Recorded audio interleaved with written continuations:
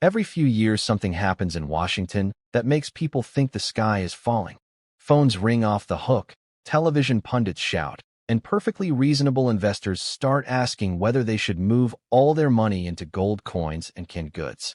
Right now, that something is a fresh set of impeachment articles filed against President Trump, combined with the dismissal of a large number of inspectors general, the internal watchdogs who are supposed to keep government honest. The headlines are loud. The commentary is louder. And a lot of good people are genuinely worried. I'm not going to add to the noise. Instead, I'm going to do what I've done for the last 70 years when markets or governments looked shaky. Step back, look at the structure underneath all the drama, and tell you what I actually see. What I see is not collapse. What I see is stress. And stress, handled properly, is how strong things prove they are strong. First, the impeachment filings themselves. Yes, they are real. As of this writing, multiple formal resolutions, H.Res. 537, announcements from Representative Al Green and others, have been introduced in the House of Representatives. Anyone can go to congress.gov and read them. They accuse the president of abuse of power, obstruction of justice, unlawful actions on immigration, defiance of court orders, and more. Filing articles of impeachment is serious, but it is also easy. Any single member of the House can do it. In fact, doing it is the legislative equivalent of walking into a boardroom and saying, "I move we fire the CEO." It starts a conversation. It does not end one. Here's what actually has to happen next, in order. The resolution is referred to the House Judiciary Committee, or Rules Committee. That committee has to hold hearings, debate, and vote to send articles to the full House. The full House has to vote yes by simple majority, 218 of 435, to impeach. If that happens, the Senate holds a trial presided over by the Chief Justice. Removal from office requires 67 votes, 2/3 of the Senate. That is an intentionally tall ladder. No American president has ever been removed this way. Not Andrew Johnson, not Richard Nixon, who resigned before the House vote. Not Bill Clinton, not Donald Trump the first 2 times he was impeached. 0 for 3 in 250 years. So when someone tells you, this is it, this time it's really happening, they are guessing. And they are usually guessing with their emotions, not with the rule book.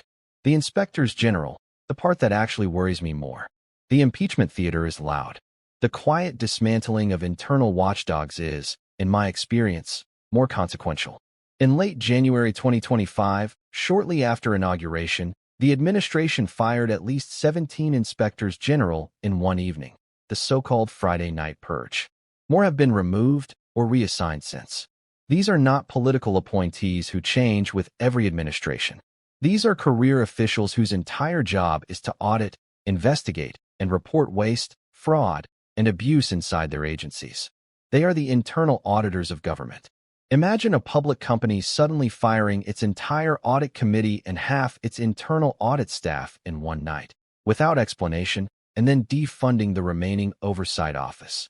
Shareholders wouldn't shrug and say restructuring. They would sell the stock and call their lawyers. Government isn't a company, and citizens can't sell their shares. That's why independent oversight matters even more here than in the private sector. When you weaken the watchdogs, you don't get immediate collapse. You get drift, slow erosion of transparency, decisions that no one is in a position to question effectively. That is how big institutions actually lose their way, not with a bang, but with 1,000 quiet, unexamined choices. Why loud doesn't equal broken. I've sat on a lot of boards. I've watched strong companies argue like cats and dogs in the boardroom and still compound value at 20% a year for decades. I've also watched eerily quiet boards where everyone nodded politely, and then the company blew up 18 months later. Conflict is not the enemy of good governance. Silence is. Right now, Washington is anything but silent. Committees are meeting. Members are filing resolutions. Lawsuits are being filed by the fired inspectors general. Courts are being asked to rule. Citizens are arguing, loudly, on every platform available. That noise is messy. It is also oxygen. Markets understand this better than headlines do. As I write this, the S&P 500 is within 1% or 2% of its all-time high. 10-year Treasury yields are steady. Corporate bond spreads are narrow. In other words, the people who bet real money, billions of dollars a day, on the stability of American institutions are not acting like the country is coming apart. Markets don't care about drama. They care about structure. And the structure is still doing what it was built to do: distribute power, slow things down, force compromise, and prevent any one person or faction from running away with the keys. The three phases every big episode goes through. In 60-plus years of watching markets and governments, I've noticed that every major political or economic shock follows the same three-act play. Act I: shock. People lose their minds. Predictions of doom are everywhere. Cable news ratings soar. Act 2: adjustment. The institutions get to work. Committees meet. Lawyers argue. Courts issue stays and rulings. Negotiations happen in back rooms. Slowly, noisily, the system digests the stress. Act 3: normalization. The headlines move on. A new equilibrium is reached, sometimes better, sometimes worse, always different. But the republic still stands. We are deep in Act 2 right now. The shock has worn off. The adjustment is grinding forward. Anyone telling you they know exactly how Act 3 ends is selling something. What actually deserves your attention? Watch the processes, not the predictions. Are committees still meeting? Yes. Are courts still accepting cases and issuing rulings? Yes. Are some inspectors general still doing their jobs, even if fewer than before? Yes. Are citizens still paying attention and arguing? Loudly, yes. Those are the load-bearing walls. As long as they are standing, the building is not collapsing. It may need repairs.